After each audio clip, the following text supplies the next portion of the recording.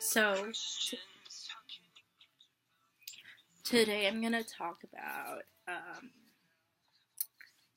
what I do for a living.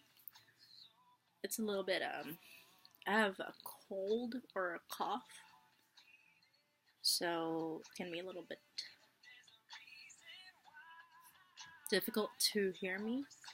Plus, I'm in my room, door closed, but there's other people in my household. There's let's see, there's my parents, so that's two of them, and then there's my two brothers, so that's four, excluding me.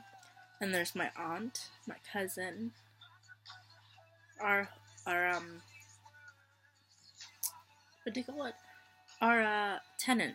Yeah, so there's parents, brothers, cousin, aunt, tenant. There's 7 of us in this house. So there's quite a few people in this house, so I'm gonna try to not be so loud. Anyway, so okay, I'm gonna talk about what I do for a living, and if you know LinkedIn, it's like really it's like an online resume basically. I'm sure everyone knows what LinkedIn is, but I'm just gonna read to you. My first job was a writer slash researcher.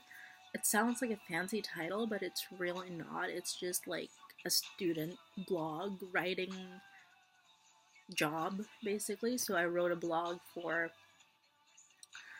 my university, and the blog's theme was mental health, disability, things like that. So that was my first job, and I was about 20. So yeah, I didn't start working until I was 20 years old. And then my second job was an office administrator and occasional substitute teacher for a Montessori school. That was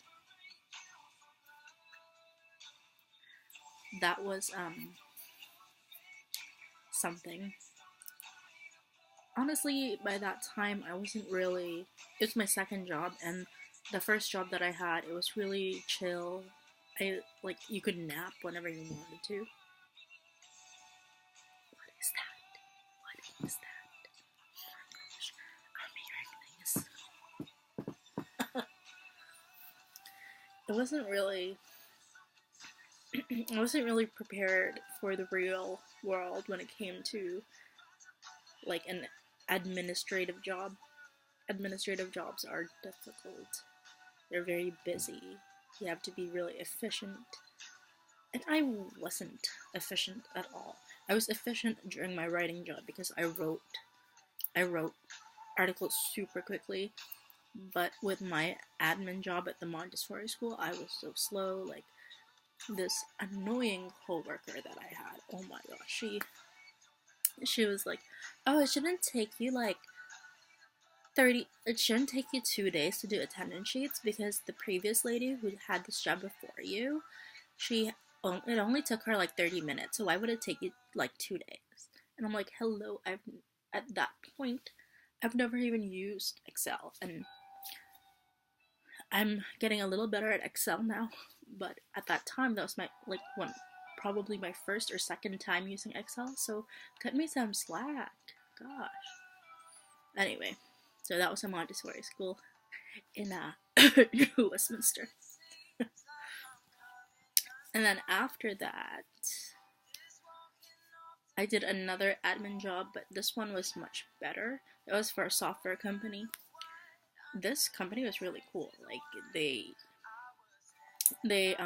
took me out to lunch. Like the HR department took me out to lunch, and the food and everything was on the company, and there were lots of like really fun events. And that job was, you know, pretty good with like very nice coworkers, and it wasn't too busy, but it wasn't boring. Except it was too early in the morning. Like I couldn't function in that. Like even if I had coffee, I was still sleepy. But the so like the thing that I didn't like with admin job at the software company was I didn't feel like I was making a difference, because that's one of the main things I've always wanted since I was young, was to have a job that helps other people. And I mean, an administrative professional does help, your coworkers and the company, but I wanted to help like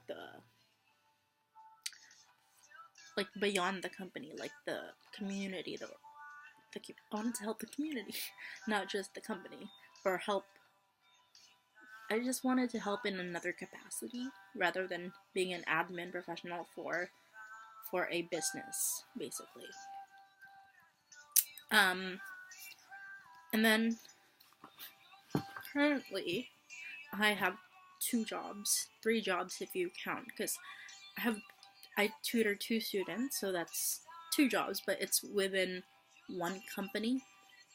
Like it's within one franchise. Those 2 students are clients from the same franchise, so you can say it's 2 jobs. So tutoring, I tutor um, English and social studies and a little bit of science, but I barely tutor any science. Like the closest science-y thing that I did was psychology, which was also my degree, my psychology degree. And my other job besides tutoring is as a support teacher for a preschool. So both in education, and originally I wanted to do social work, but I feel like, because I work as a support teacher, I work with children with special needs. So that's kind of like an intersection between social work and teaching, because teaching was another thing I wanted to do. Although I'm not really like a certified teacher or anything like that. My title is support teacher for a certain preschool in my area. And I've only been there for like a month, and it's been, sorry.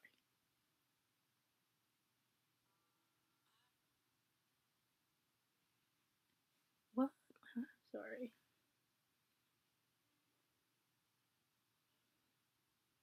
Okay, sorry. It's, it's been, sorry, it's like almost 8 minutes now. But anyway, so tutoring is really rewarding, I would say. And the support teacher position, I really like it. But I hope there's some upward mobility in terms of like the position and pay, because I don't make that much money. If I've only been there for a month, but I think after 6 months you have a performance review, and then you either get a raise or you don't. So plus after 6 months you also get healthcare benefits, because I live in Canada, so healthcare. Yeah, so that's what I do. Oh, sorry, about like mental illness and stuff. Like sometimes, like I do get episodes when I'm working, like when I'm tutoring or when I'm watching the kids at the preschool. Sometimes I hear voices, and all I do is ignore them, honestly. And I also have this thing called thought broadcasting, where I think other people can read my mind. And I don't know, I kind of like clench my fists like this when I have thought broadcasting episodes, when I think people can read my mind, especially my coworkers. If I think my coworkers can read my mind, I get really anxious and I just clench my fist, or like go like this, like that. Um, Other than that, I think people with mental illness can definitely work. Like there's this campaign. I don't know if it's just in Canada or in my province in Canada, but there's like a picture of like a nurse or a doctor, a firefighter, whatever career, and then on the side it says, "I take antipsychotic medication every day." So it's a really good campaign, because it shows that even like every like schizophrenic people or people who have psychosis are not like Vince Lee, you know, who that if you don't know Vince Lee, he's the guy who he bit the face off of another passenger on a Greyhound bus, and he was diagnosed with schizophrenia. But like not every person with psychosis or schizophrenic is like Vince Lee. We're not all violent. You know, we're not crazy or whatever. I mean, it's just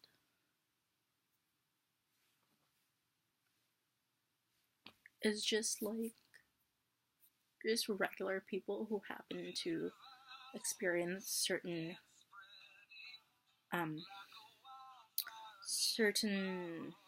episodes of like warped reality, I guess. Like we're perfectly capable of, you know, having families, having jobs. Yeah. So that's it. Okay. Thanks for listening, and